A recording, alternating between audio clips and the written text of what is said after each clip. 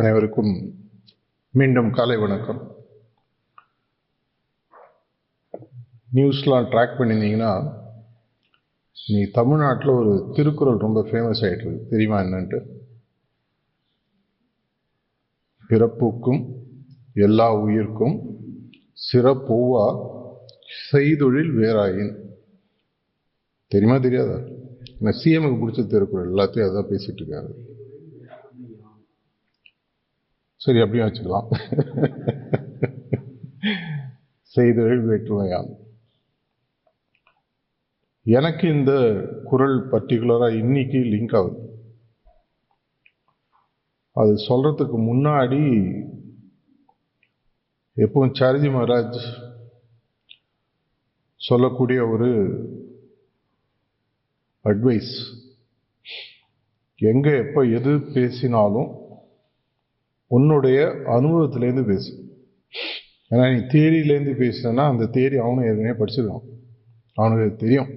அவர் சொல்றது அவருடைய லெவல்லேருந்து. நான் சொல்றது நம்ம சகோதர சகோதரிகளுக்கு எல்லாமே நம்ம மாஸ்டர் என்ன சொல்லியிருக்காங்கன்றது தெரியும். நான் அதை அப்படியே ஒரு கிளிப்பிள்ளை மாதிரி ஒப்பிச்சுட்டு போனேன்னா எந்த விதமான பிரயோஜனமும் இருக்காது. ஒரு முறை ஒரு ஃபங்க்ஷனரிஸ்க்கு டாக் கொடுக்கும்போது நான் உட்காந்து காட்டேஜில் எழுதிட்டு இருந்தேன். பக்கத்தில் வந்தார், என்ன எழுதிட்டு இருக்கு அப்படின்னாரு. இது மாதிரி டாக்குக்கு ப்ரிப்பேர் பண்ணிகிட்ருக்கேன். என்னன்னாரு, காமிச்சேன். இதெல்லாம் நான் ஏற்கனவே நான் சொன்னது தானே, இதே நீ ஏன் போய் சொல்லிட்டு இருக்க? உனக்கு அவருடைய பணியை, மாஸ்டரோட பணியை செய்யும் பொழுது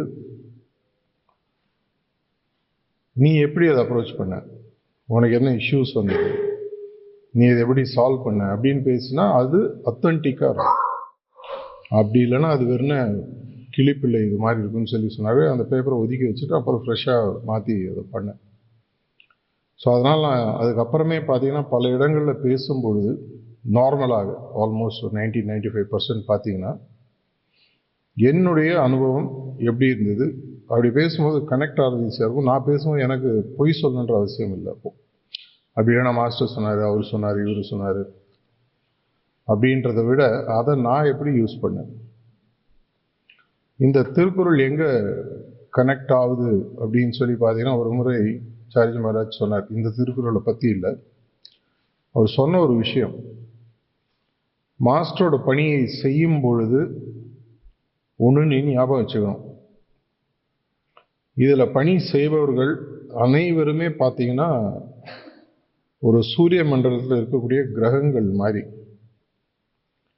உதாரணத்துக்கு எர்த்து இருக்குன்னா, எர்த்து சூரியனோட டைரக்டாக கனெக்டட். நடுவில் 2 கிரகங்கள் இருந்தாலும், இல்லை ஜூபிட்டர் சாட்டர்ன் எடுத்தாலும் எல்லாமே டைரக்ட்லி கனெக்டட், எதுவுமே த்ரூ கிடையாது. இது எதுக்காக நான் சொல்கிறேன்னு சொன்னால், இதே தான் தாஜி 2-3 நாள் முன்னாடி பேசும்போது கூட லீடிங் ஃப்ரம் பிஹைண்டுன்றதை பற்றி பியூட்டிஃபுல்லாக பேசினார். நம்மளுடைய சிஸ்டமில் ஃபங்க்ஷனரிஸாகவோ ரிசப்டர்ஸாகவோ வாலண்டியர்ஸாகவோ இருக்கிற எல்லாருமே என்னுடைய வழிமுறையை நான் எப்படி பார்க்குறேன்னு சொன்னால், நம்ம ஒரு எனேபிளர்ன்றதை முதல்ல ஞாபகம் வச்சு, இது கண்ட்ரோல் பண்ணுறதுக்காக கொடுக்கப்பட்ட பதவி அல்ல. CCO, DCO, DCO, RFO, whatever functionary role, அதே இது நீங்கள் ப்ரிசெப்டராக இருந்தாலும், இது எல்லாமே குருநாதருடைய பணியில் அவருடைய எண்ணங்களை எனேபிள் பண்ணுறதுக்காக என்ன வச்சுருக்காரு. இதை தான் தாஜி போன வாரம் சொன்ன டாக்கோட கனெக்ட் பண்ணி பார்த்தீங்கன்னா உங்களுக்கு புரியும். லீடிங் ஃப்ரம் பிஹைண்ட்,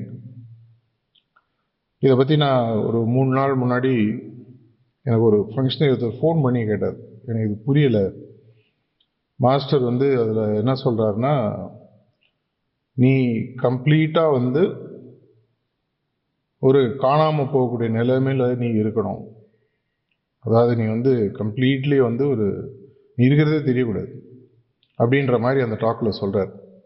இது எப்படி முடியும்? பணி நெருங்கி செய்யும் போதோ ஒரு கம்யூனிகேஷன் பண்ணும்பொழுதோ நான் பண்ணுறேன்றது அவங்களுக்கு தெரியும், அவங்க ரிசீவ் பண்ணுறாங்கன்றது எனக்கு தெரியும். அப்படி இருக்கும் பொழுது நான் எப்படி என்னை காணாமல் போக்குவது? இதற்கு என்னுடைய புரிதல், ஃபிசிக்கலாக நீங்கள் பார்த்தீங்கன்னா நீங்கள் உங்களை ஒழிச்சிக்க முடியாது. ஒளிஞ்சிக்க முடியாது. கம்யூனிகேஷன் பண்ணும்போது இசைச்சியோ சிசியோ இருக்கணும், உங்களுக்கு யாருன்றது எல்லாருக்கும் தெரியும். அப்படின்னா எங்கே இந்த உண்மையான ஒளிதல் வருகிறது, எங்கே நான் அனானிமஸாக இருக்கணும் அப்படின்னு பார்த்தீங்கன்னா, அதுக்கு ஒரு இடத்துல தாஜி எனக்கு 2012 ஒரு தடவை அவருடைய செக்ரட்டரியாக இருக்கும்பொழுது எனக்கு ஒரு விஷயம் சொன்னார். இதே கேள்வி வந்து அப்போ அவர் சொன்ன விஷயம் என்னன்னா, it's not about becoming physically anonymous, it's about making your self feel you are insignificant. நீ காணாமல் போகணும், நீ ஒளிஞ்சுக்கணும், மறையணும் அப்படின்றது இல்லை. ஆனால் இது நான் செய்யலை, இது என்னுடைய பணி அல்ல அப்படின்ற ஒரு புரிதல் தெளிவாக, நான் வந்து வெறும் ஒரு கேரியர். பாபுஜி மகாராஜ் சொன்ன விஷயத்தை அப்போ ரிப்பீட் பண்ணார். நீ பெரிய ஆள், ஓகே, உன்னோட அவன் பெரிய ஆளுன்றது புரிஞ்சு. Think that the other person is greater. இது புரியும் போது எப்பப்பெல்லாம் எனக்கு எங்கேயாவது லைட்டாக தலை தூக்குதோ ஒரு கோர்ஸ் கரெக்ஷன் நானே பண்ணிக்கிறது உண்டு. அந்த வாலண்டியரோ ப்ரிசெப்டரோ ஃபங்க்ஷனரியோ மாஸ்டரோட பணியை செய்வதற்காக அவர்களுக்கு, இப்போ உதாரணத்துக்கு, இப்போ நாளைக்கு நான் இந்த பதவியில் இல்லைன்னா நீங்களாம் வேலை செய்யாமல் போயிடுவீங்க, அது பாட்டு நடக்கும். அப்படின்னா யாருக்காக செய்கிறீங்க? உங்களுக்கும் அவருக்கும் இருக்கக்கூடிய ஒரு இதய அளவு தொடர்பு, அவருக்காக நான் செய்கிறேன். அப்படி நான் அவருக்காக செய்யும் பொழுது சாரி மகாராஜ் அடிக்கடி சொல்லக்கூடிய ஒரு விஷயம், ஸ்கேல் ஆஃப் 1 to 10 நீ 1லையும் சர்வ் பண்ணலாம், 5லையும் சர்வ் பண்ணலாம், 10லையும் சர்வ் பண்ணலாம். அந்த சாய்ஸ் யார்கிட்ட இருக்கு அப்படின்னு கேட்டீங்கன்னா அது உங்க கையில் இருக்கு. அப்படின்னா இதில் சில புரிதல்கள் நமக்கு வரணும்.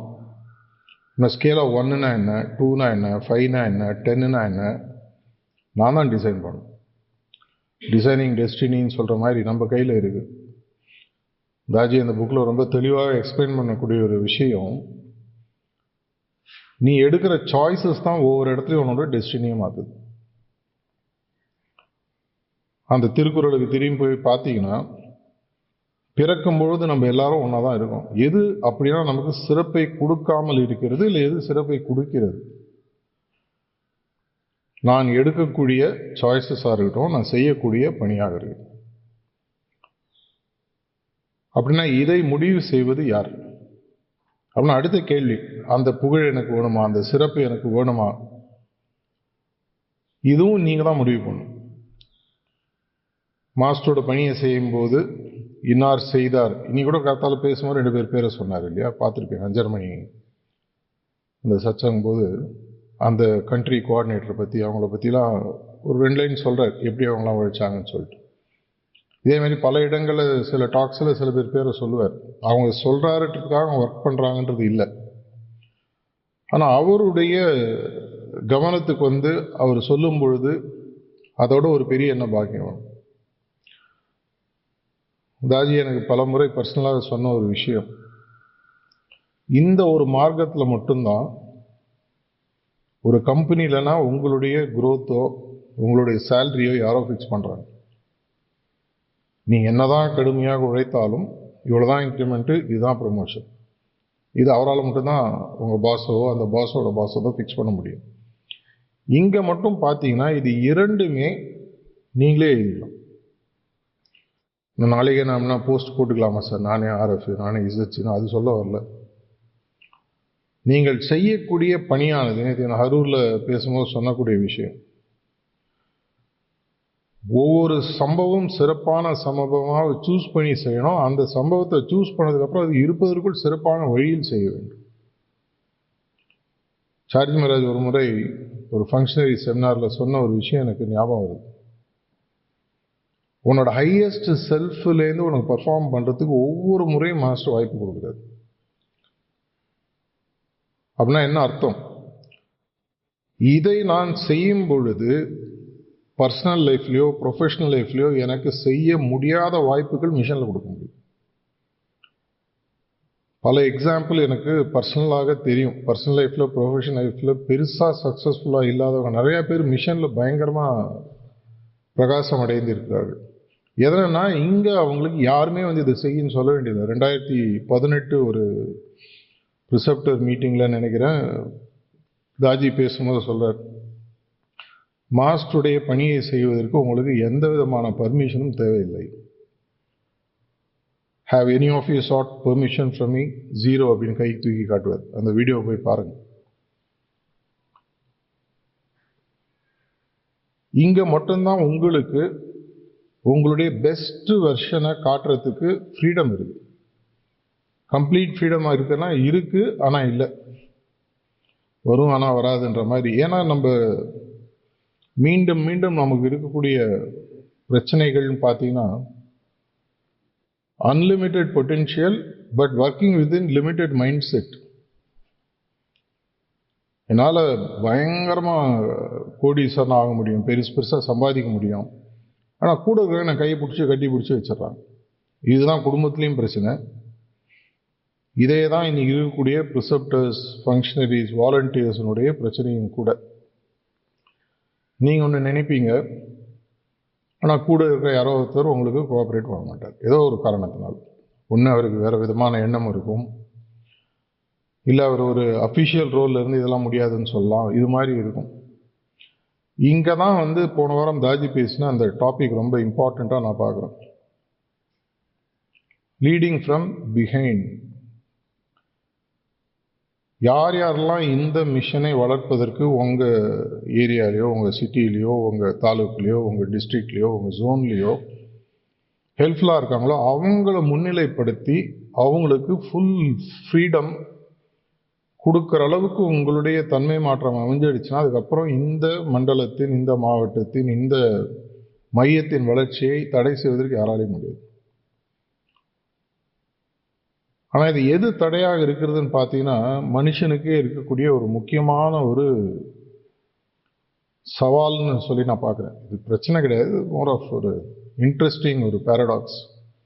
நம்ம லகான் நம்ம கையில் வச்சுக்கணும், நான் சொன்னபடி கேட்கணும், நான் சொல்கிறது தான் ஐடியா. இப்போ என்னுடைய உதாரணத்தையும் எடுத்தீங்கன்னா, லாஸ்ட் 4 வருஷம் இப்போ RFA முடிஞ்சாச்சு.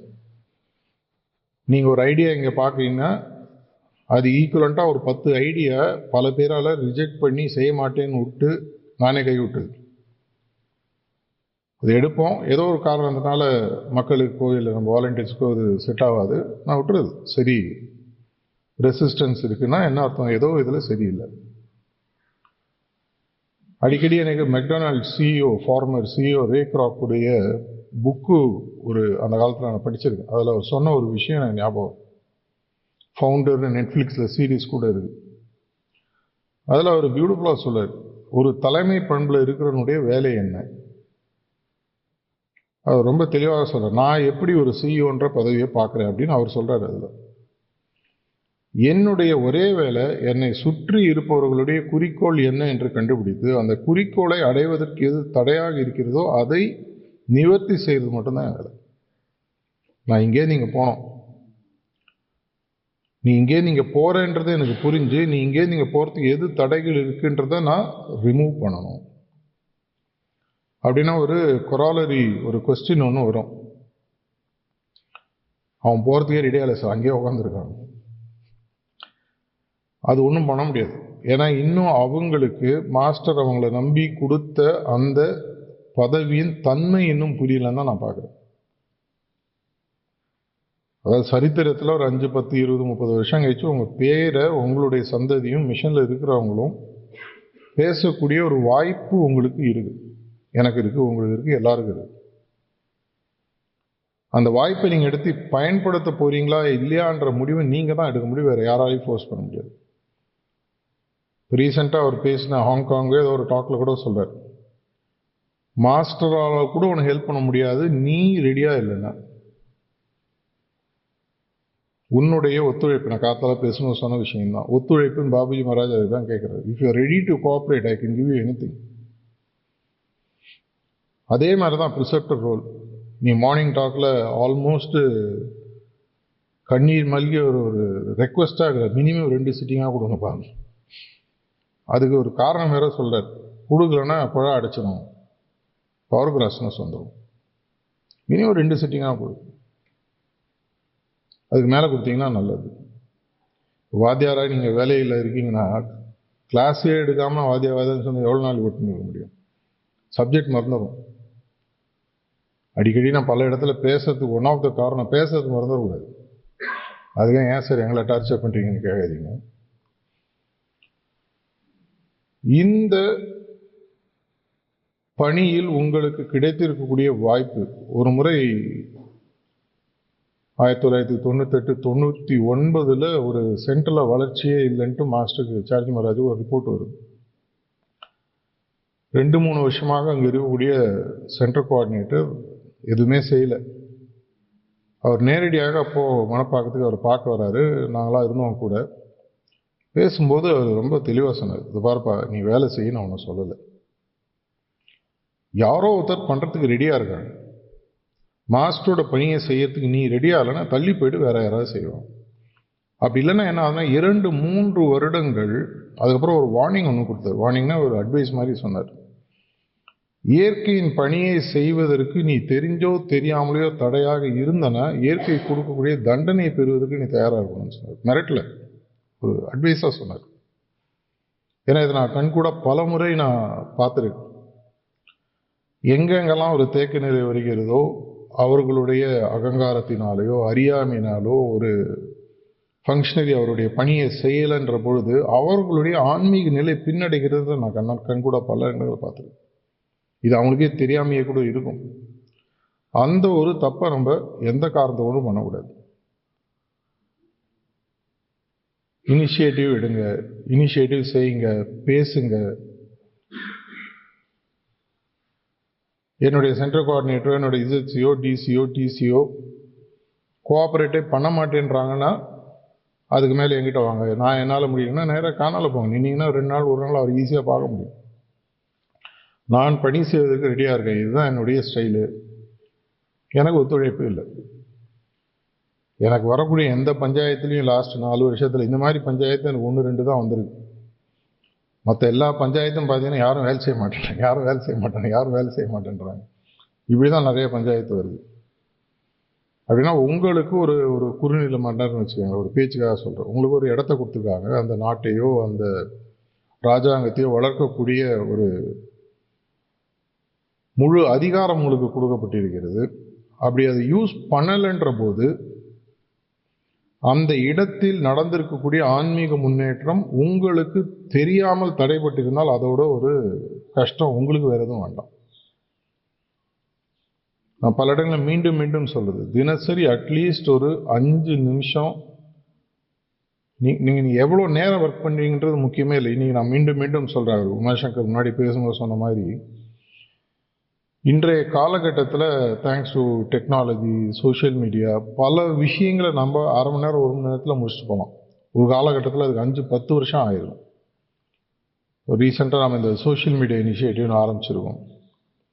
ஒரு நாளைக்கு ஆவரேஜாக எனக்கு வரக்கூடிய தரவுகள் இன்னும் ஃபுல்லாக வெரிஃபை பண்ணல, ரஃபாக 15-20 லட்சம் மக்களுக்கு வாட்ஸ்அப் மூலமாகவும் ஃபேஸ்புக் மூலமாகவும் ஹார்ட்ஃபுல்னஸ்னால் என்னன்றதை பார்க்கக்கூடிய ஒரு வாய்ப்பை லாஸ்ட் 1 மாதத்தில் உருவாக்கி.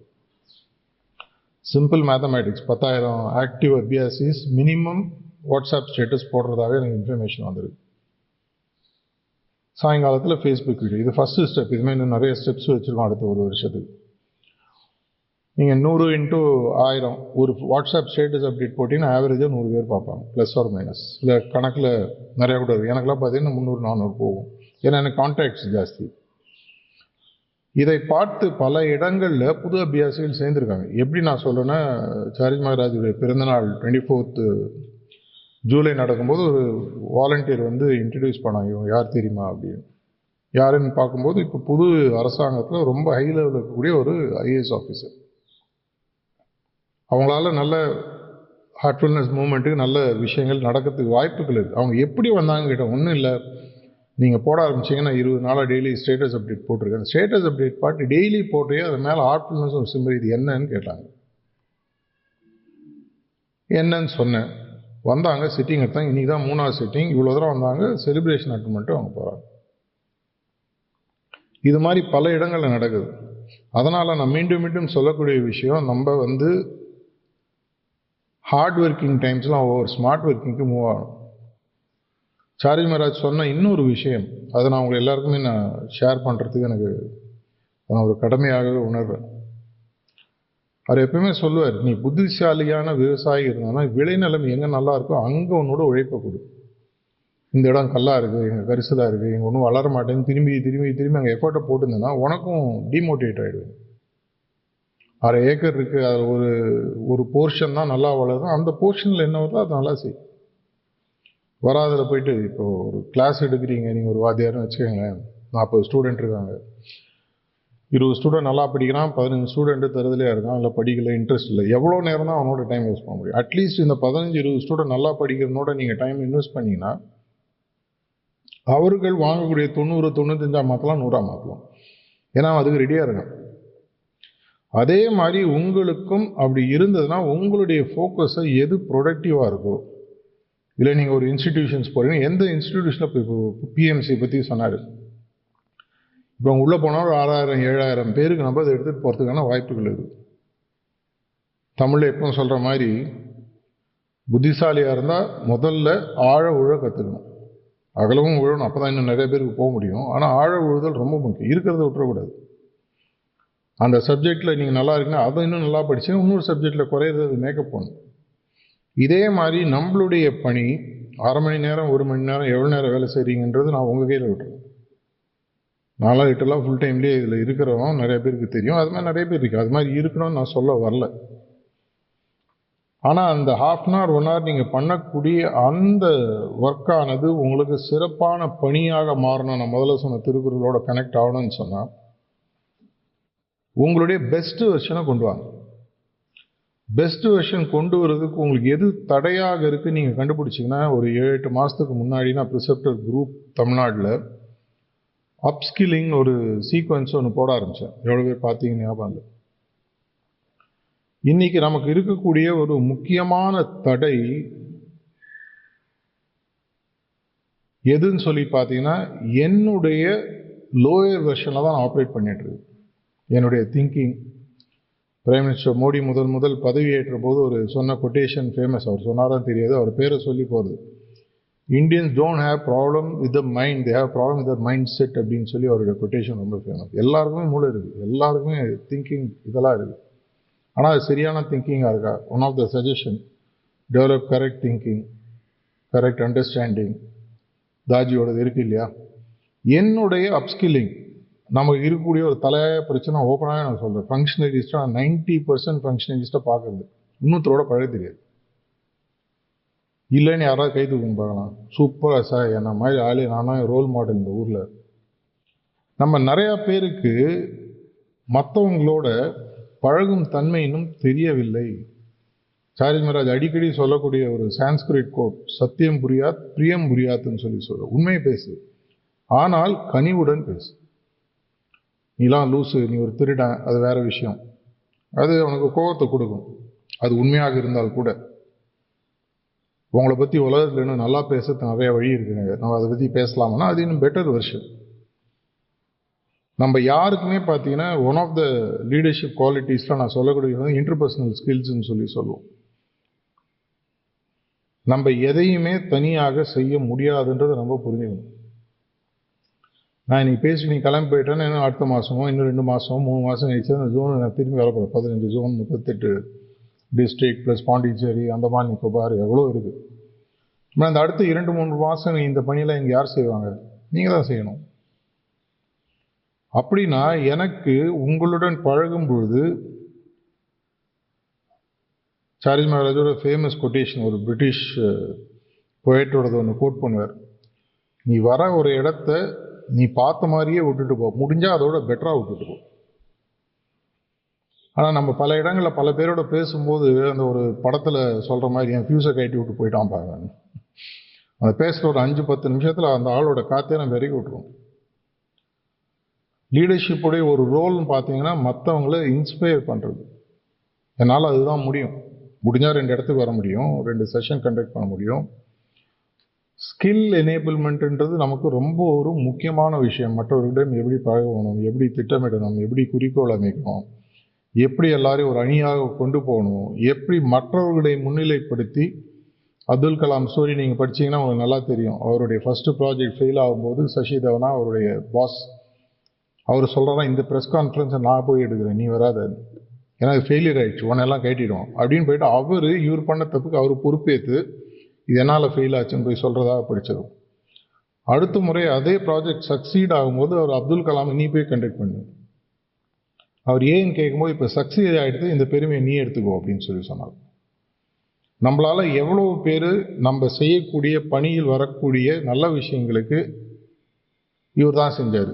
உதாரணத்துக்கு உமாசங்கர் காத்தால முருகன் பற்றி, இன்னொரு வாலண்டியர் பற்றியும் பிஎம்சி பற்றி சொன்னார். எனக்கு அது மனசுக்கு சந்தோஷமாக இருந்தது. அதே மாதிரி நம்ம கிரெடிட் கொடுக்கறதுக்கு கற்றுக்க ஆரம்பிக்கணும். இதெல்லாம் நீங்கள் வேலை செய்கிற இடத்துல பல முறை தியரிட்டிக்கலாக அவங்களுக்கு சொல்லி கொடுத்துருப்பாங்க. படிக்கும் இடத்திலோ வேலை செய்யும் இடத்துலையோ உங்களுக்கு இல்லை புக்கு படிக்கும்போதோ இதெல்லாம் யாராவது சொல்லி கொடுத்துருவோம். இதெல்லாம் நம்ம ப்ராக்டிஸ் பண்ண ஆரம்பிக்கும் பொழுது அவருக்காக தான் வேலை செய்யணும். ஆனால் கூட இருக்கிற இடத்துல நமக்கு மனசில் அவ்வளோ திருப்தி இல்லை, சந்தோஷம் இல்லை, ஒரு மகிழ்ச்சி இல்லைன்னா இங்கே இருக்கிற கோபத்தை அவர்கிட்ட காட்டும். என்ன மாதிரி ஃபங்க்ஷனரியா கூட அனுப்பிச்சிருக்கீங்க, இவங்களோட என்னால் பணி செய்ய முடியலன்னு அவர் பணியை நம்ம செய்யாமல் இருப்போம். நான் மீண்டும் மீண்டும் சொல்லக்கூடிய விஷயம், இருப்பதற்குள் பெஸ்ட் வெர்ஷனாக ஒர்க் பண்ணுன்றதும் என்னுடைய ஆசை. அவருக்கு நான் கண்டினியூஸாக எப்பவுமே நான் பண்ணுறது பார்த்தீங்கன்னா அப்ஸ்கில்லிங், ரீலேர்னிங் கண்டினியூஸாக நான் பண்ணிகிட்டே இருக்கேன். பல விஷயங்கள், அது டெக்னாலஜி சைடாக இருக்கட்டும், ஹியூமன் ஸ்கில் சைடாக இருக்கட்டும், திங்கிங்காக இருக்கட்டும், எந்த சைடாக இருந்தாலும் இதை இன்னும் பெட்டராக எப்படி அப்ரோச் பண்ண முடியும், இதை இன்னும் பெட்டராக எப்படி பண்ண முடியும். இப்போ நீங்கள் பார்க்கக்கூடிய இந்த கியூஆர் கோடு லான்ச் கூட பார்த்தீங்கன்னா நமக்கு ஒரு லாஸ்ட் 4 வருஷம் டேட்டா எடுத்து பார்த்தீங்கன்னா ஒரு பெரிய ஒரு இஷ்யூ நமக்கு சேலஞ்ச் இருக்குது. என்ன சேலஞ்சுன்னு பார்த்தீங்கன்னா, உதாரணத்துக்கு ஏப்ரல் 2025 மார்ச் 2026 வரைக்கும் அஃபிஷியலாக கேப்சர் பண்ண வாலண்டியர்ஸ் ரிப்போர்ட் பண்ண டேட்டா படி 7.2 லட்சம் மக்களுக்கு நம்ம இன்ட்ரடக்ஷன் செட்டிங் கொடுத்துருவோம். ஆனால் இந்த 7.2 லட்சத்தில் 8,000-9,000 பேருக்கு தான் அடையாள அட்டை வழங்கப்பட்டிருக்கு, இ கார்டு இல்லை ஆக்சுவல் ஃபிசிக்கல் கார்டு. அப்போ என்ன ஆகுது, பேலன்ஸ் அந்த 7.1 லேக்ஸு கணத்தை காணும். அவங்க இல்லை என் டேட்டா பேஸ். நாளைக்கு நான் அவங்களோட டச்சில் இருக்கணும்னு சொன்னால் அவங்க யாருன்னு எனக்கு தெரியாது. அன்றைக்கி தெரியும், எதிர் உட்காந்துருக்காங்க அன்றைக்கி தெரியும். ஆனால் நான் அவங்கள்ட்ட அந்த டேட்டாவை வாங்கலை. இந்த டேட்டாவை ப்ராக்டிக்கலாக வாங்கிறதுக்கு 1008 இஷ்யூஸ் இருக்குது. டைம் ஒன்று, டூ மச் ஆஃப் இன்ஃபர்மேஷன் நம்ம கேட்டுட்ருக்கோம். இதெல்லாத்தையும் யோசிச்சு ஒரு 4-5 மாதமாக பேக்கெண்ட் டீம் இதுக்காக ஒர்க் பண்ணி இதுதான் பெஸ்ட் வெர்ஷன் சொல்ல. ஆனால் இந்த வெர்ஷன் பல மற்ற விஷயங்கள் இருந்த சில பல தடைகள்லாம் நீக்கி இன்னைக்கு ஒரு புது வெர்ஷனை கொண்டு விட்டுருது. இது என்ன பண்ணுது, இந்த கியூஆர் கோடு உங்கள்கிட்ட இருக்குது, இது தயவு செஞ்சு ஞாபகம் வச்சுக்கோங்க, புது சீக்கர்ஸ் மட்டும் தான், எக்ஸிஸ்டிங் அபியாசிஸ்க்கு கிடையாது. ஏன்னா நீங்கள் அதை ஸ்கேன் பண்ணி போட்டிங்கன்னா பேக்கெண்ட் டீம் பாவம் ஏற்கனவே குழம்பி உட்காந்துருக்காங்க, ஆளுங்க கம்மி. இந்த டேட்டாவை உதவி எலிமினேட் பண்ணுறதுக்கு உங்களுக்கு வயசாகிடும்.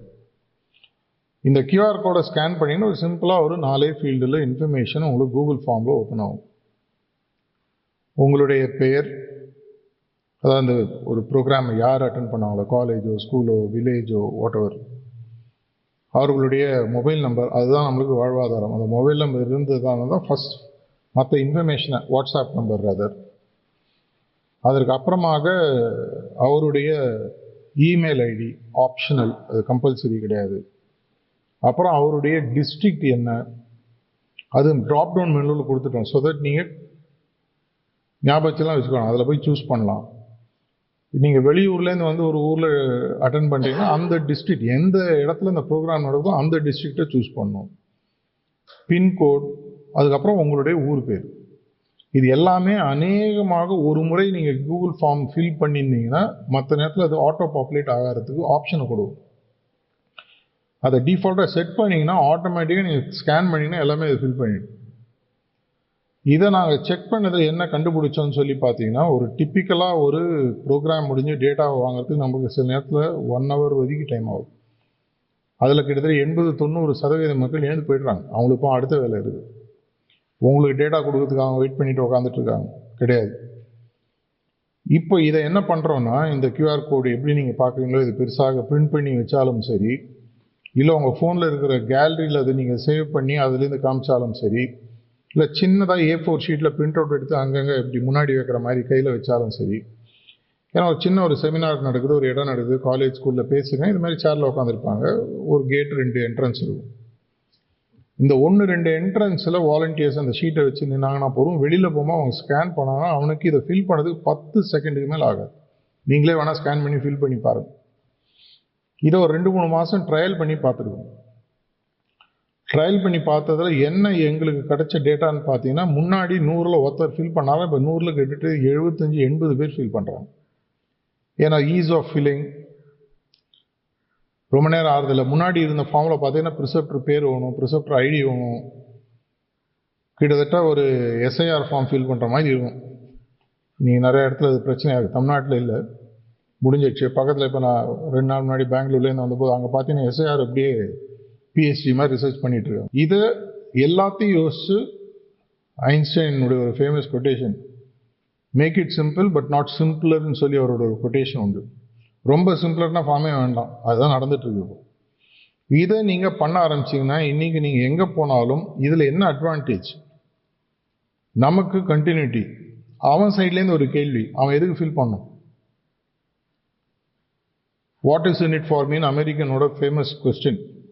அதற்கு ஒரு பதிலை நாங்கள் கண்டுபிடிச்சு அந்த ப்ரோக்ராமுக்கு வந்து யார் யாரெல்லாம் ரெஜிஸ்டர் பண்ணுறாங்களோ அவங்க அத்தனை பேருக்கும் ஹார்ட்ஃபுல்னஸ் லோகோவை போட்ட ஒரு இங்கிலீஷ் தமிழ் சார்ந்த ஒரு பார்ட்டிசிபேஷன் சர்டிஃபிகேட் அவங்களுக்கு ஃப்ரீயாக அவங்களுடைய வாட்ஸ்அப் இன்பாக்ஸில் போயிடும். அவங்க பேர் இருக்கும், ஹார்ட்ஃபுல்னஸ் இன்ஸ்டிடியூட், அது முடிஞ்சதா அந்த சர்டிஃபிகேட்டு நான் காட்ட சொல்கிறேன். அந்த ஹார்ட்ஃபுல்னஸ் சர்டிஃபிகேட்டில் பார்த்தீங்கன்னா டு சர்டிஃபை தட்டுன்னு போட்டு இவர் அட்டன் பண்ணார். இதன் மூலமாக அவங்களுக்கு என்ன பயன், அவங்களுடைய ரெஸ்யூமேல ஆட் பண்ணிக்கலாம். பல இடங்களில் ஹார்ட்ஃபுல்னஸ் இது ஏன் நடந்ததுன்னு நான் அரூரில் சொன்னேன். ஒரு இன்டர்வியூவில் இதே மாதிரி ஒரு காலேஜில் அந்த காலத்தில் நம்ம கொடுத்த சர்டிஃபிகேட்டை அந்த பையன் இன்டர்வியூவில் வச்சுருக்கான். அந்த இன்டர்வியூ பண்ண ஒரு அபியாசி டக்குன்னு ஒரு பரிச்சை, ஓ நீங்கள் ஹார்ட்ஃபுல்னஸ் அட்டன் பண்ணியிருக்கீங்களா, ஆட்டோமேட்டிக்காக நமக்கு ஒரு ஒருத்தன் ஏற்கனவே அபியாசி ஒருத்தன் இன்டர்வியூ ஒரு வாஞ்சே இருக்கும் இல்லையா, அதனால் வேலை கிடைக்கும்னு சொல்ல வரல. இதே மாதிரி வெளியூர் ட்ராவல் பண்ணும் பொழுது நீங்கள் அந்த ஊரில் இருக்கக்கூடிய சென்டரில் போகலாம். எனக்கு ஓவர்சீஸ்லாம் ட்ராவல் பண்ணும்போது பல முறை எனக்கு ஹெல்ப்ஃபுல்லாக இருந்தது. லோக்கல் ஏதாவது ஒரு பிரச்சனையாக இருக்கா, ஃபோன் பண்ணால் ஓ அபியாசிங்களா, ஓ இங்கே போகணுமா, இங்கே தாங்க போங்க, அந்த ட்ரெயினை பிடிங்க, டக்கு டக்குன்னு இன்ஃபர்மேஷன்லாம் கொடுப்பாங்க. ஆக்சுவலாக நீ உலகத்தில் வந்து முன்னேறணும்னா ஒரு நெட்வொர்க்குன்றது எசென்ஷியல். முக்கியமாக ஸ்டூடெண்ட்ஸுக்கு அந்த மாதிரி ஒரு நெட்வொர்க்கு கிடையாது. நம்ம இனி 180 நாடுகளில் இருக்கிறோம், 100-120 வருஷமாக நம்ம சிஸ்டம் எல்லாருக்கும் தெரியும். இந்த ஒரு பெனிஃபிட்டை அவனுக்கு நம்ம ஃப்ரீயாக கொடுக்குறோம். இதை நீங்கள் செஷன் நடத்தும் போது அவனுக்கு ஒரு லைனில் புரிய வைக்கணும். இந்த வாரப்பா நான் ஆக்சுவலாக பெரிய ஆள் அப்படின்னு சொல்ல வேணாம், ஒரு பேச்சுக்கு சொல்ல, நான் ஆக்சுவலாக ஒரு பெரிய ஆர்கனைசேஷன், இந்த ஆர்கனைசேஷன் நீ கனெக்டட்னு சொன்னாலும் உனக்கு நிறைய டோர் ஓப்பன் ஆகும். இன்னைக்கு ஆஃப்டர் நீ எதனால் படித்து முடித்தவன் நல்ல வேலை கிடைக்கணும், சொந்த காலை நிற்கணும் அப்படின்னா உனக்கு ஏதாவது ஒரு இடத்துல உன்னுடைய உழைப்புக்கு சப்போர்ட் பண்ணக்கூடிய ஒரு நல்ல ஒரு டீமோ ஒரு நல்ல நெட்வொர்க்கோ நல்ல மனம் படைத்தவர் இருந்தாலும் யூஸ்ஃபுல்லாக. இது ஒரு அடிஷ்னல் ஸ்டெப். இதை சொல்லும்போது பல இடங்களில் ஆட்டோமேட்டிக்காக மக்கள் ரெஜிஸ்டர் பண்ணுறதை நான் பார்க்குறேன். எதனால் இது நமக்கு தேவை அப்படின்னு சொல்லி பார்த்தீங்கன்னா, நான் பல இடங்களில் சொல்கிறது, எங்கே போனாலும் நமக்கு 15-20 வருஷமாக பார்த்து அதே மூஞ்சிகள் தான் மீண்டும் மீண்டும் பார்த்துட்ருக்கோம். எவ்வளோ பேர் புதுசுன்னு எங்கே போய் நான் கேட்டாலும் 100 பேர் இருந்தால் 2 பேர் கை தூக்குவாங்க. தப்பு இல்லை, பழைய முகம் இருக்கிறது ஓகே. குடும்பமும் விருத்தி ஆகணும் இல்லையா, நம்மளுடைய ஹார்ட்ஃபுல்னஸ் ஃபேமிலின்றது பெருசாகிட்டே போகணும். நிறையா சீக்கர்ஸ் நிறைய இடங்களில் புதுசாக வரும்பொழுது அப்போ உங்களுடைய கோஆர்டினேட்டர்ஸ் சிசி டிசிலாம் வந்து என்ன கேட்பாங்க, இப்போ இருக்கிற ஆசிரமில் எங்களுக்கு உட்காரதுக்கு இடம் போடல, இன்னும் கொஞ்சம் பெருசாக கட்டணும், இன்னும் நிறைய பேர் வராங்க. அந்த மாதிரி பிரச்சனை நீங்கள் தமிழ்நாட்டில் நீங்கள் எங்கேயும் இது வரைக்கும் வரல. புது ஆசிரம் வாங்கணும், இன்னும் நிறைய இடம் கட்டணும், இதெல்லாம் யோசிச்சு தான் நாங்கள் ஹார்ட்ஃபுல்னஸ் மெடிடேஷன் சென்டர் ஏற்கனவே பிளான் பண்ணி நான் சைடில் அதை ஆரம்பிச்சாச்சு. கிட்டத்தட்ட நீங்கள் 1800 ஹார்ட்ஃபுல்னஸ் மெடிடேஷன் சென்டர் இது வரைக்கும் தமிழ்நாட்டில் மக்கள் அபியாசிகள் ரெஜிஸ்டர் பண்ணியிருக்காங்க. இன்னும் கொஞ்சம் பண்ணணும். இந்த ஹார்ட்ஃபுல்னஸ் மெடிடேஷன் சென்டர் எப்படி ஆரம்பிச்சோன்ற ஒரு விஷயத்தை நான் உங்களுக்கு சொல்கிறேன் புரிதலுக்கு. 2016 ஒரு முறை சென்னையில் மீட் பண்ணும்போது தாஜி என்ன கேட்டார், எப்படி எடுத்துகிட்டு போகலாம் அப்படின்ற மாதிரி. அப்புறம் அவரே ஒரு வழி சொன்னார். எனக்கு ஒரு ஆசை இருக்குது, ஒரு பார்வை இருக்குது, விஷன் இருக்குது. என்னன்னு கேட்டேன். ஒருத்தன் ஒரு முறை 3 சிட்டிங் எடுத்துட்டான்னா அவன் வீட்டிலேருந்து 10 நடைப்பயணத்துக்குள்ள ஒரு சென்டர் இருக்கும். ஏன்னு சொல்லி நான் கேட்டேன். அதுக்கு மேலே இன்னைக்கு மக்களுக்கு பொறுமை இல்லை, போகமாட்டேன்றான். 1 மணி நேரம் தாண்டி போனோம், 7 கடல் 7 மலை, அதெல்லாம் படிக்கிறதுக்கு நல்லாயிருக்கும். இன்னைக்கு இருக்கக்கூடிய உலகத்தில் முடிஞ்சால் ஆப்பில் நான் வீட்லேயே எடுத்துக்கிட்டேன். இது எனக்கே சொன்னால் கொஞ்சம் வெக்கமான விஷயம். நான் மணப்பாக்கத்தில் கிருஷ்ணாகோட்டில் தங்கியிருக்கேன். அங்கே கிட்டத்தட்ட ஒரு 20 ப்ரிசெப்டர்ஸ் இருக்காங்க. கிட்டத்தட்ட ஒரு 15 ப்ரிசெப்டர்ஸ் மணப்பாக்கம் ஆக்ஷன் சிட்டிங் வரமாட்டாங்க. ஒரு தடவை நான் சத்சங்கம் முடிஞ்சு திரும்பி வரும்போது ஒருத்தர் வாக்கிங் போயிட்டு இருந்தேன். கேட்டேன், வரலீங்களான்னு. இல்லை, நான் அதே டைமில் வீட்டில் உட்காந்து கனெக்ட் பண்ணிட்டேன். ஒரு ப்ரிசெப்டர் சொல்கிறது. என்ன சொல்லுவீங்க நீங்கள்? ஆக்சுவலாக என்ன பிரச்சனைனா, அங்கேருந்து மணப்பாக்கம் 8 நிமிஷம் ஆகும். வீட்டில் உட்காந்துடலாம்ல, ஈஸியாக இருக்குது. ஸோ அப்படின்னா நீங்கள் அவரோட சண்டை போடுறதுக்கு பதிலாக அதை எனேபிள் பண்ணிவிடுங்க. இப்போ உங்கள் வீடு, இப்போ எல்லா ப்ரிசெப்டர் வீடும் ஹார்ட்ஃபுல்னஸ் மெடிடேஷன் சென்டர் ஆயிடுச்சுன்னு வச்சுக்கோங்களேன். எனக்கு நல்லாவே தெரியும் ஹோசூரில் இன்னும் எல்லாம் ரெஜிஸ்டர் பண்ணல. அதனால் நீங்கள் எவ்வளோ பேர் ரெஜிஸ்டர் பண்ணிங்கன்னு கேட்டு உங்களை நான் சங்கடப்படுத்த விரும்பலை. என்கிட்ட டேட்டா இருக்குது. இப்போ உங்கள் வீடு நீங்கள் ரெஜிஸ்டர் பண்ணிட்டீங்கன்னா நீங்களே உட்காந்து நீங்களே சச்சம் கூடும் இருக்கிறவங்களை உட்கார சொல்லுங்கள். குற்ற உணர்வும் இல்லை, சாயம் பூசின மாதிரி இருக்கும், பூசாத மாதிரி இருக்கும் இல்லையா, வசதியாக போயிடுது. ஹார்ட்ஃபுல்னஸ் மெடிடேஷன் சென்டர் ரெஜிஸ்டர் பண்ணுறதுல ப்ராக்டிக்கலாக பல அட்வான்டேஜஸ் இருக்குது. நான் ஒவ்வொரு அபியாசியும் ரெக்வஸ்ட் பண்ணுறது, மீண்டும் மீண்டும் கேட்குறது, தயவு செஞ்சு உங்கள் வீடு ஹார்ட்ஃபுல்னஸ் மெடிடேஷன் சென்டர் ரெஜிஸ்டர் பண்ண. Registration process free. எனேபிள் ஆகிறதுக்கு கொஞ்சம் டைம் ஆகும், ஏன்னா கூகுளுக்கு ஒரு ப்ராசஸ் இருக்குது. எதற்காக இதை ரெஜிஸ்டர் பண்ணுறோம்? இனி ஒன்றும் இல்லை, நீங்கள் கூகுளில் போயிட்டு மெடிடேஷன் சென்டர் நியர் மீ, இல்லை டிப்ரெஷன், ஆங்ஸைட்டி, இது மாதிரி தேடினீங்கன்னா ஹார்ட்ஃபுல்னஸ் 8, 9க்கு அப்புறம் தான் கீழே வருது. டாப் 4, 5 தான் நம்ம நார்மலாக ஒன்று தேடும்போது. டாப் 3 வந்தோன்னா அதை தான் கிளிக் பண்ணும். அந்த டாப் 3ல வர்றது யாருன்னு பார்த்தீங்கன்னா, ஆர்ட் ஆஃப் லிவிங், யஷ யோகா, சகஜ யோகா, பிரம்மகுமாரி, இதெல்லாம் ஃபஸ்ட்டு 4, 5ல வருது. இது டிஸ்கஷன் 2 வருஷத்துக்கு முன்னாடி நடந்தது.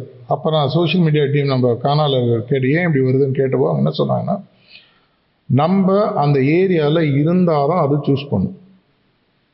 இப்போ ஆர்ட் ஆஃப் லிவிங் ஆகட்டும், இல்லை இஷயோகா ஆகட்டும், அவங்க என்ன பண்ணிட்டாங்கன்னா அவங்களுடைய ப்ராக்டிஷனர்ஸ் எல்லாருடைய வீடையும் art of living training centre register பண்ணிட்டாங்க. அங்கே ட்ரைனிங் நடக்குதோ இல்லையோ.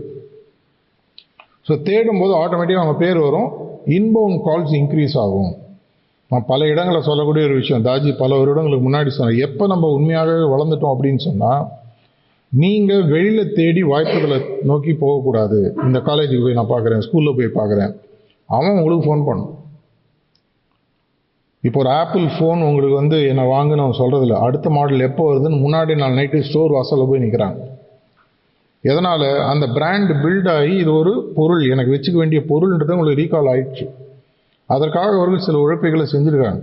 இந்த ஹார்ட்ஃபுல்னஸ் மெடிடேஷன் சென்டர் நீங்கள் ரெஜிஸ்டர் பண்ணிட்டீங்கன்னா என்ன ஆகும்னா, கூகுள் உங்களுடைய பேரை ஆட்டோமேட்டிக்காக அவனுடைய சர்ச் இன்ஜினில் ஏற்றிடுவோம்.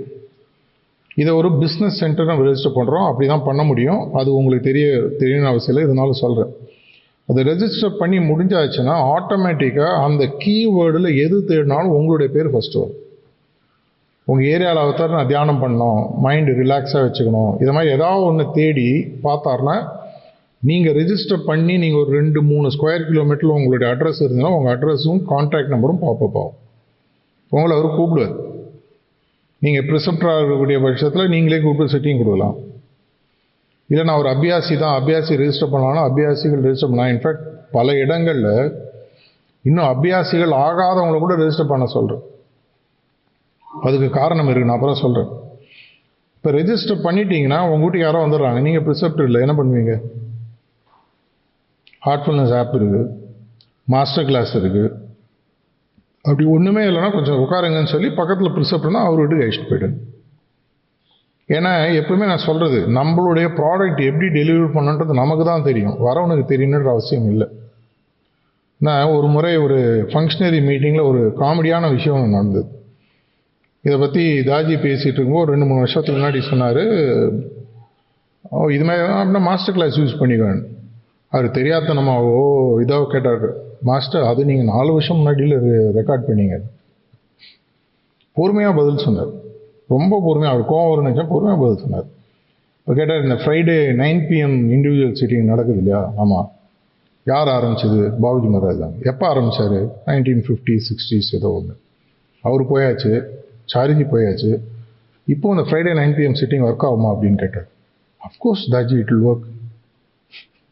அப்போ சிரிச்சனே சொன்னார், ஏன் அது ஒர்க் ஆகுது? ஏன்னா ஒரு மாஸ்டருடைய சங்கல்பா அது பின்னாடி இருக்கு.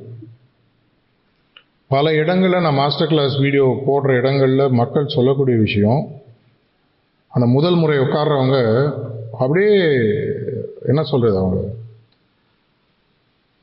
அந்த அளவுக்கு அவங்களுக்கு டச் ஆகுது. காதலாகி கசிந்துன்னு சொல்கிற மாதிரி அப்படியே அவங்க மெல்டாராங்க. நமக்கு அது புரிய மாட்டேங்குது. என்னடா இது, என்ன ஒரு வீடியோ போட்டதுக்கு ஆறானுன்னு. அந்த சங்கல்பா வேலை செய்யுதுன்றது புரியறதுக்காக. ஸோ இன்னைக்கு நமக்கு இருக்கக்கூடிய பல பல பல டூல்ஸ், நான் திரும்பி சொல்கிறது, உங்களுடைய பணியை நீங்கள் செய்வதற்கு எல்லா விஷயத்தையும் மாஸ்டர் உருவாக்கி கொடுத்துட்டார். நம்ம உருவாக்கிட்டே புதுசாக நிறைய விஷயங்கள் உருவாக்கிட்டு இருக்கோம். பல விஷயங்கள் செஞ்சுட்டு இருக்கோம். உங்களுக்கு இந்த மிஷனில் இன்னும் பெருசாக செய்வதற்கு தடைகள் இல்லாதபடி இருக்கிறது தான் ஃபங்க்ஷனரியோட வேலையாக நான் பார்க்குறேன். என்னுடைய வேலையை நான் அப்படி தான் பார்க்குறேன். எப்படி எனேபிள் பண்ண முடியும் ஒரு இசட்சியோ, டிசியோ, டிசியோ அவங்க இன்னும் பெட்டர் வெர்ஷனாக மாஸ்டருக்கு சர்வ் பண்ணுறது எப்படி எனேபிள் பண்ண முடியும்? அவங்களுக்கு தொடர்ச்சியாக லீடர்ஷிப் ப்ரோக்ராம், நேற்று நடந்த ஹெச்எஃப்ஓவாக இருக்கட்டும், இன்னைக்கு ஹெச்எஃப்ஓவில் கிட்டத்தட்ட 1100 பேருக்கு மேலே தமிழ்நாட்டில் கவர் பண்ணிடும். இது எந்த அளவுக்கு பாப்புலர் ஆகிடுதுன்னா, மாஸ்டர் இதை பற்றி நான் ஒரு ரிப்போர்ட் அனுப்பிச்ச போது இமீடியட்டாக எனக்கு பதில் போட்டார், அக்ராஸ் இந்தியா எதை நடத்துது, எனக்கு அட்லீஸ்ட் ஒரு 25,000 பேர் பப்ளிக்கில் போய் பேசக்கூடிய மக்கள் வேண்டும் இதை பற்றி. ஏன்னா எனக்கு 9 வருஷம் முன்னாடி பேசும்போது தடவை சொன்னார். ஃபஸ்ட்டு நாங்கள் எஸ்எம்ஓன்னு தமிழ்நாட்டில் சென்னையில் அதை ஆரம்பித்தோம். அப்போ அவர் சொன்ன ஒரு விஷயம், பல முக்கியமான ரிலீஜன்ஸ் பரவுவது முக்கியமான காரணம் பரப்புரையாளர்கள் அஃபிஷியலாக வச்சுருக்காங்க, சம்பளம் கொடுத்து வச்சுருக்காங்க. இப்போ கிறிஸ்டியானிட்டிலாம் நீங்கள் எடுத்து பார்த்தீங்கன்னா அவங்களுக்கு அஃபிஷியலாக ப்ரீச்சர்ஸ்ன்னு வச்சுருக்காங்க. அவங்களோட வேலையே என்னென்னா ஊர் ஊராக இடமாக போயிட்டு இதை பற்றி பேசுறது. உங்கள் அத்தனை பேருக்குமே ஹார்ட்ஃபுல்னஸ், சஹஜ்மார்க் பற்றி எல்லாமே தெரியும். எது உங்களுக்கு அப்படின்னா தெரியாதுன்னா, தைரியமாக மைக்கு பிடிச்சி இங்கே நின்று பேசுறது நிறைய பேருக்கு தெரியாது. இங்கே நின்னாலே பாதி பேருக்கு லைட்டாக கால் நடுங்கும். உட்கார்றது ஈஸி, நின்று பார்த்தா தான் தெரியும். அப்படின்னா இந்த பயிற்சியை கொடுப்பதன் மூலமாக உங்கள்கிட்ட ஏற்கனவே நாலேஜ் இருக்குது. சஹஜ்மார்க் என்னன்னு தெரியும், எப்படி அது என்ன பண்ணும் எல்லாம் தெரியும். ஆனால் எப்படி பேசணும்னு தெரியாது. தைரியமாக பேசுவது எப்படி, அதை எப்படி கோர்வையாக பேசணும், இதை கொடுத்து அவங்க ப்ராக்டிஸ் பண்ணும்போது என்ன ஆகுதுன்னா, அவங்க போய் பப்ளிக் இன்னும் நிறைய ரீச் பண்ணுறது. இந்த ஹெச்எஃப்ஓவில் உருவாக்குபவர்கள் யாரும் ஆசிரமில் பேசுறதுக்கு உருவாக்கப்படவில்லை. நான் பல இடங்களில் சொல்லியிருக்கேன். இவங்களோட பணியை வெளியில் போய் பேசுறது. நம்மளுடைய ஒரு முக்கியமான அப்ஜெக்டிவ் தமிழ்நாட்டில் நம்ம எடுத்திருக்கிறது என்னன்றது சொல்லி பார்த்தீங்கன்னா, ஹார்ட்ஃபுல்னஸ்ன்றது 8 கோடி மக்களுக்கு முதல்ல என்னன்றது தெரியணும். அவங்க ப்ராக்டிஸ் இப்போ பண்ணணும்னு நான் சொல்ல வரல. பிராண்ட் பில்டிங் அப்படின்னு மார்க்கெட்டிங்கில் சொல்லுவாங்க. ஹார்ட்ஃபுல்னஸ்னால் யாருக்காவது தெரியுமான்னு ரோடில் ஒருத்தர் நிறுத்தி கேட்டால் தெரியுங்க, தியானம் சொல்லி கொடுப்பாங்க. நீ ப்ராக்டிஸ் பண்ணுறியா? நான் அதெல்லாம் பண்ணல, அது எனக்கு போகிறோம். பொருள் இருக்குன்றது தெரிஞ்சிடுச்சுன்னா மெதுவாக மெதுவாக மெதுவாக ஒரு காலகட்டத்தில் அவன் நம்மளை தேடி வர ஆரம்பிப்பாங்க. இல்லைங்க, நிறைய பேர் எங்கள் ஃபேமிலியில் சொல்கிறாங்க, அது என்னன்னா கொஞ்சம் சொல்லுங்களேன். இதுதான் நான் உங்களுக்கு ப்ரிசெப்டர் செமினார் அட்டன் பண்ணும்போது MSDRன்னு ஒரு ஃப்ரேம் ஒர்க் வந்து பேசியிருக்கேன், ஞாபகம். மார்க்கெட்டிங், சேல்ஸ், டெலிவரி, ரிட்டன்ஷன்ற விஷயம். இதெல்லாம் இவ்வளோ நேரம் எதுக்காக நான் உங்களுக்காக சொல்கிறேன் அப்படின்னு சொல்லி பார்த்தீங்கன்னா, உங்களுக்கு பல நேரங்களில் என்ன டூல்ஸ் இருக்குது, எப்படி மாஸ்டரோட வேலையை செய்ய முடியும், ரொம்ப சிம்பிளாக நம்ம எடுத்துகிட்டு போய் செய்யக்கூடிய பல வழிமுறைகள் நம்ம அவர் கொடுத்துருக்காரு. மற்றவங்களோட பீஸ்ஃபுல்லாக கோஎக்ஸிஸ்ட் பண்ணணும் தாஜி அடிக்கும்படி சொல்லக்கூடிய ஒரு விஷயம். மற்றவங்களோட சேர்ந்து கொலாபரேட்டிவாக பண்ணு. ஊர் குடி எழுத்தால் தேர் நகரும்னு சொல்லி நம்ம ஊரில் சொல்லுவாங்க. நான் அந்த முதல்ல சொன்ன திருக்குறள் திரும்பி எண்டிங்கில் என்ன தான் முடியல. உங்களுடைய சிறப்பு உலகுக்கு தெரியாமல் போவதற்கு காரணம், நீங்கள் உங்கள் திறமையை மென்மேலும் வளர்த்து இன்னும் பல பேருக்கு கொண்டு போய் சேர்க்கறதுக்கு நீங்கள் ரெடியாக இல்லை. ஃப்ரீ. இந்த இடத்துல விளையாடுறதுக்கு நீங்கள் ஃபீஸ் கட்ட வேணாம். ஃபங்க்ஷனரின்ற போஸ்ட்டு கொடுத்துட்டாங்க, ப்ரிசெப்டர்ன்ற ஒரு சர்டிஃபிகேட் கொடுத்துட்டாங்கன்னா, மாஸ்டருக்கு ஈக்குவலாக உங்களுக்கு பண்ணுறதுக்கான எனேபிள்மெண்ட் பாபுஜி மகாராஜ் ஏற்கனவே பண்ணிட்டு தான் அவர் சொல்லியிருக்காரு. எவ்ரிபடி ஐ மேக் அந்த மோல்ட் ஆஃப் அ குரு மாஸ்டர்னு சொல்லி சொல்கிறார். மாஸ்டராக இல்லை, மாஸ்டரை போல். அப்படின்னா அந்த ஃபுல் கெப்பாசிட்டியை நான் போய் அதை காட்டணும் அப்படின்னு சொன்னால், அதற்கு தடையாக இருப்பது யாருன்னா நான் தான்றது எனக்கு புரிஞ்சால் போதும். மற்றது எல்லாமே சாக்கு போக்கு. இல்லை எனக்கு இஷ்டம் இல்லைங்கன்னா அது வேறு விஷயம். சார்ஜ் மகாராஜ் அந்த சென்டர் கோஆர்டினேட்டர் சொன்ன விஷயத்தை தான் நான் சொல்ல முடியும். ஏதோ ஒரு காரணத்தினால எனக்கு செய்ய முடியல, நீங்கள் வேறு ஆள் பார்த்துக்கு. மாஸ்டர் தைரியமாக நீங்கள் சொல்லலாம், தப்பே இல்லை. அவர் ஒன்றும் வருத்தப்பட போதில்லை, இன்ஃபேக்ட் சந்தோஷப்படுவார்.